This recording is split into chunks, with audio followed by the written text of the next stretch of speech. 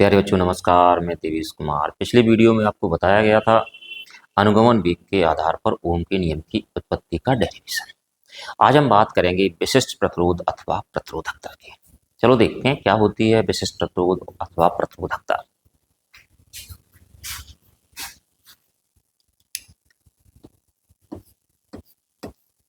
विशिष्ट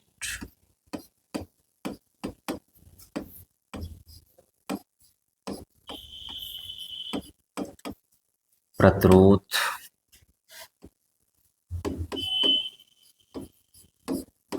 अथवा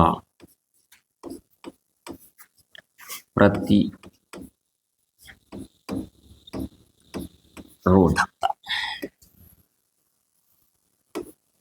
समझिएगा इसको। जैसे मान लेता हूं जी हमारे पास कोई एक चालक है। चालक के भीतर कोई पॉइंट जे है। इस बिंदु पर विद्युत क्षेत्र की तीव्रता ई है और धारा घनत्व तो हमारे पास जे है और इसमें धारा हमारे पास आई प्रवाहित की जाती है। तो क्या होता है कि जब किसी चालक में विद्युत धारा प्रवाहित की जाती है तो चालक के किसी बिंदु पर विद्युत क्षेत्र की तीव्रता और धारा घनत्व के अनुपात को उस चालक के पदार्थ का विशिष्ट प्रतिरोध अथवा प्रतिरोधकता कहते हैं। इसे रो से प्रदर्शित करते हैं।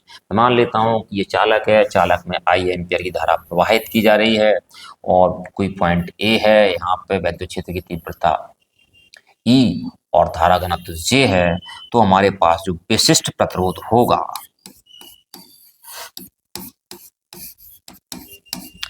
विशिष्ट प्रतिरोध इज इक्वल टू हमारे पास क्या हो जाएगा, ई अपॉन जे हो जाएगा और इसको रो से प्रदर्शित किया जाता है। तो रो इज इक्वल टू हमारे पास हो जाएगा ई अपॉन जे। देखते हैं फिर इसको कैसे लिखा जाता है। देखिएगा, जब किसी चालक में चेंज करते हैं, जब किसी चालक में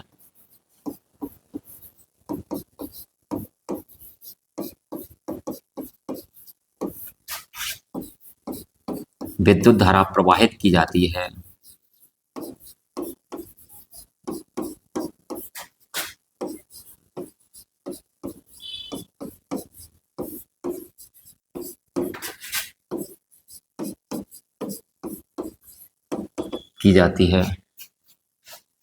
तो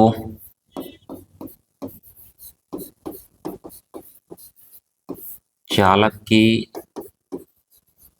किसी बिंदु पर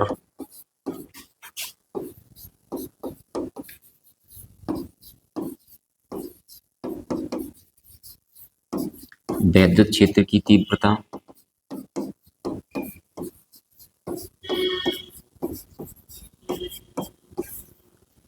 तथा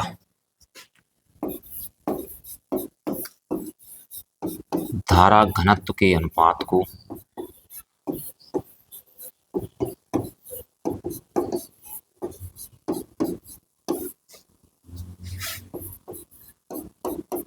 चालक के पदार्थ का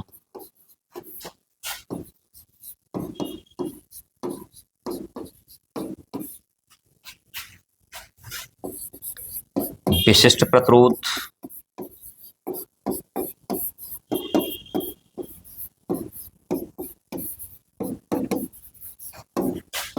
अथवा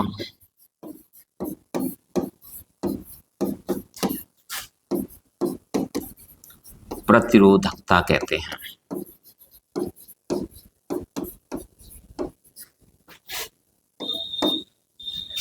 यदि नहीं, इसे रो से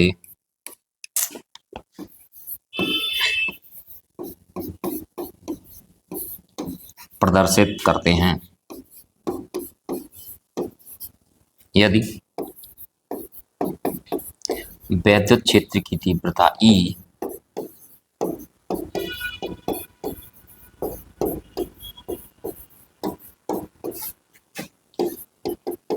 और धारा घनत्व J है,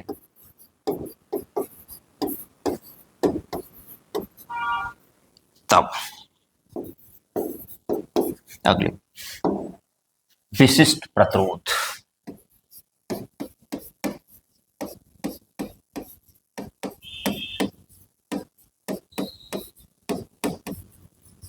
रो इज इक्वल टू कितना हो जाएगा, रो इज इक्वल टू हो जाएगा हमारे पास E/J। यदि चालक की लंबाई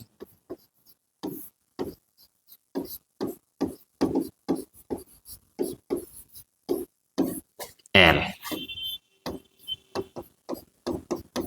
और अनुप्रस्थ काट का क्षेत्रफल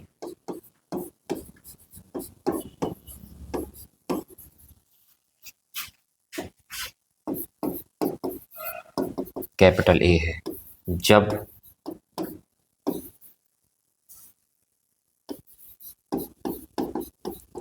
चालक के सिरों पर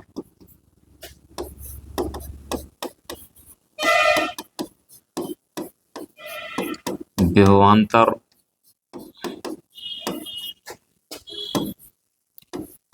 B लगाया जाता है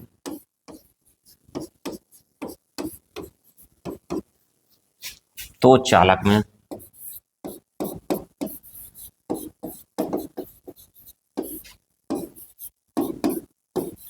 I एम्पियर की धारा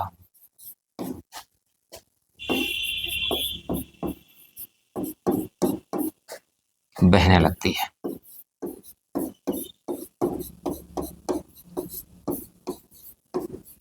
तो देखिएगा विभवांतर B लगाने पे धारा कितनी बह रही है, हमारे पास I एम्पियर की धारा बह रही है और चालक की लंबाई L है और अनुप्रस्थ काट का क्षेत्रफल हमारे पास कितना है, A है। आपने पढ़ा है E is equal to V/D, यहाँ D के स्थान पे क्या है, लंबाई है, लंबाई कितनी है, L है, तो E इज इक्वल टू कितना हो जाएगा, E इज इक्वल टू हो जाएगा V/L। तब हमारे पास क्या रहेगा, E is equal to V/L तथा आपने धारा घनत्व पढ़ा है पिछले वीडियो में, तो धारा घनत्व में आपको बताया गया धारा घनत्व क्या होता है, J इज इक्वल टू कितना होता है, I/A होता है। तो J इज इक्वल टू कितना हो गया, I/A। इसको हम इक्वेशन नंबर फर्स्ट मान लेते हैं, तो हम इसको लिख देते हैं पुट इनटू इक्वेशन नंबर 1।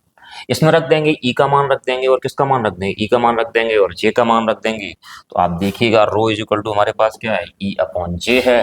तो रो इज इक्वल टू E की वैल्यू हमारे पास कितनी हो गई, V/L और J की वैल्यू हमारे पास हो गई I/A। पहली चौथी का गुणा होता है, दूसरी तीसरी का गुणा होता है, तो रो इज इक्वल टू हो जाएगा VA/I/L।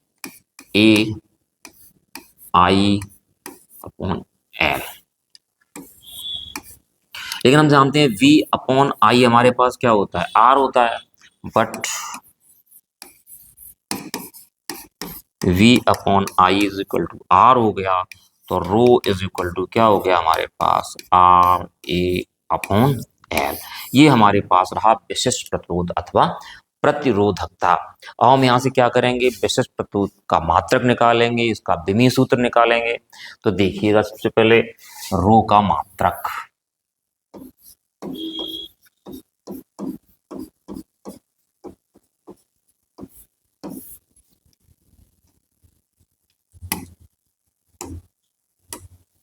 रो का मात्रक क्या हो जाएगा, रो का मात्रक इधर देखो बराबर क्या हो जाएगा हमारे पास, तो रो का मात्रक बराबर हमारे पास रहेगा R का मात्रक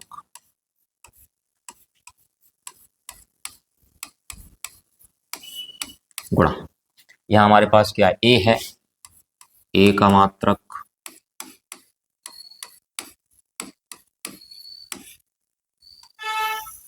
अपॉन, और नीचे हमारे पास क्या L का मात्रक।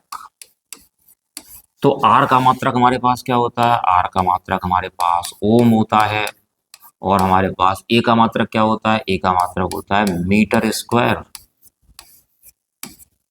और नीचे एल, एल का मात्रक हमारे पास कितना हो गया, मीटर हो गया। मीटर से क्या हो गया, एक घात खत्म हो गई यहाँ पे, तो हमारे पास रो का मात्रक क्या बचा हमारे पास, ओम मीटर। तो ये इसका रहा रो का मात्रक, मतलब विशिष्ट प्रतिरोध का मात्रक रहा ओम मीटर। अब निकालेंगे हम रो का विमीय सूत्र। देखिएगा आप,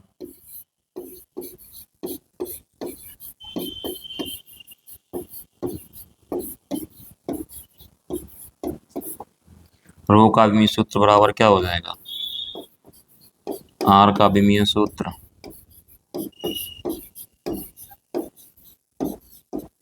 गुणा आर के बाद यहाँ हमारे पास क्या है, ए का विमीय सूत्र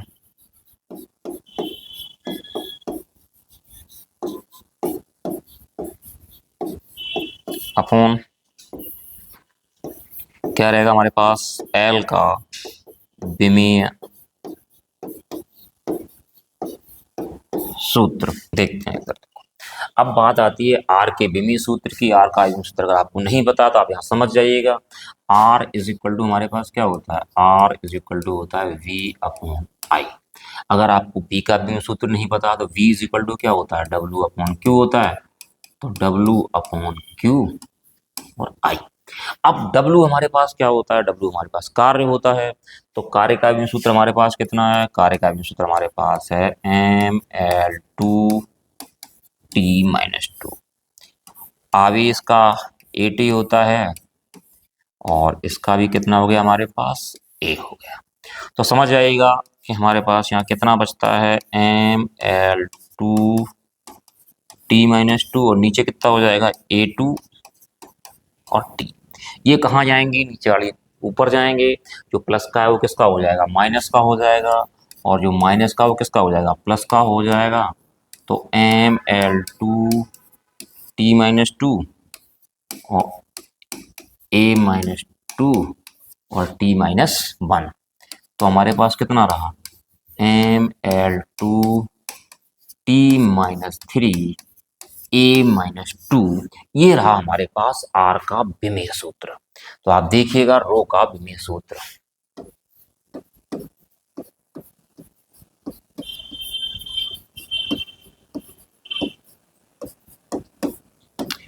तो इधर हमारे पास क्या था रो के विमीय सूत्र में, आर का विमीय सूत्र गुणा ए का विमीय सूत्र गुणा एल का विमीय सूत्र। अब देखिए यहाँ से आर का विमीय सूत्र हमारे पास कितना रहा, mL2T-3 A-2, mL2T-3 A-2 are का विमीय सूत्र गुणा ए हमारे पास क्या होता है, क्षेत्रफल होता है। क्षेत्रफल क्या होता है, लंबाई गुणा चौड़ाई होता है। तो L इंटू एल कितना हो जाएगा हमारे पास, L2 हो जाएगा। तो ये हमारे पास कितना रहा यहाँ पे, ये हो गया हमारे पास L2 और नीचे हमारे पास L है। तो मतलब लंबाई है, लंबाई कितना रहेगा, L रहेगा। अब एक L से एक पावर चली जाएगी, तो हमारे पास ऊपर बचता है mL2T-3 A-2 और इधर कितना बचता है, L गुणा में घातें जुड़ जाती हैं। तो हमारे पास बचता है mL3T-3 A-2।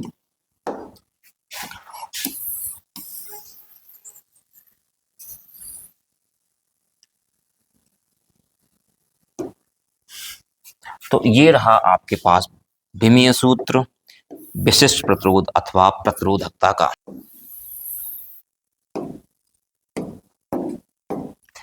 हमने पढ़ा है rho is equal to R A upon L. यहाँ पे रो क्या है, रो हमारे पास विशिष्ट प्रतिरोध है। आर हमारे पास क्या है, आर हमारे पास प्रतिरोध है। ए चालक तार का क्षेत्रफल है अनुप्रस्थ काट का। एल हमारे पास क्या है, लंबाई है। यदि मैं मान लेता हूं, यदि A is equal to 1 metre square और एल इज इक्वल टू हमारे पास क्या रहेगा, 1 मीटर हो गया। ए के स्थान पे 1 लग गया, एल के स्थान पे 1 लग गया, तो रो इज इक्वल टू कितना हो जाएगा, आर इंटू 1 अपॉन 1। तो रो इज इक्वल टू हमारे पास क्या है, आर निकल के आ गया।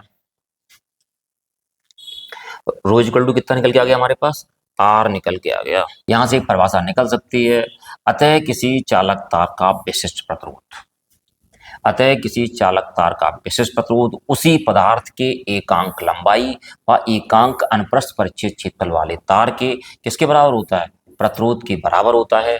तो यहां से हमारे पास एक डेफिनेशन क्या निकलती है, अतः किसी चालक तार का विशिष्ट प्रतिरोध उसी पदार्थ के कितनी लंबाई के, एकांक लंबाई के और एकांक अनुप्रस्थ काट क्षेत्रफल वाले तार के प्रतिरोध के बराबर होता है।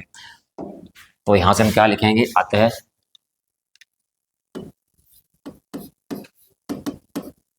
किसी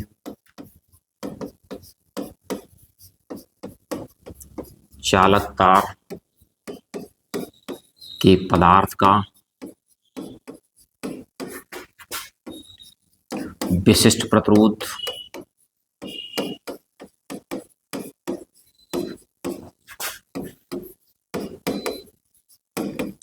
उसी पदार्थ के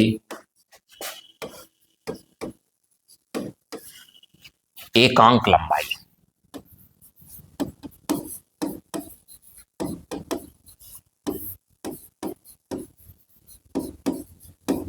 व एकांक अनुप्रस्थ परिच्छेद क्षेत्रफल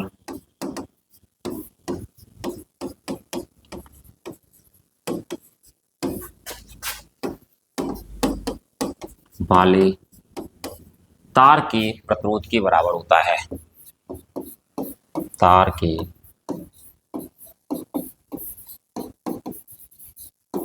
प्रतिरोध के बराबर होता है।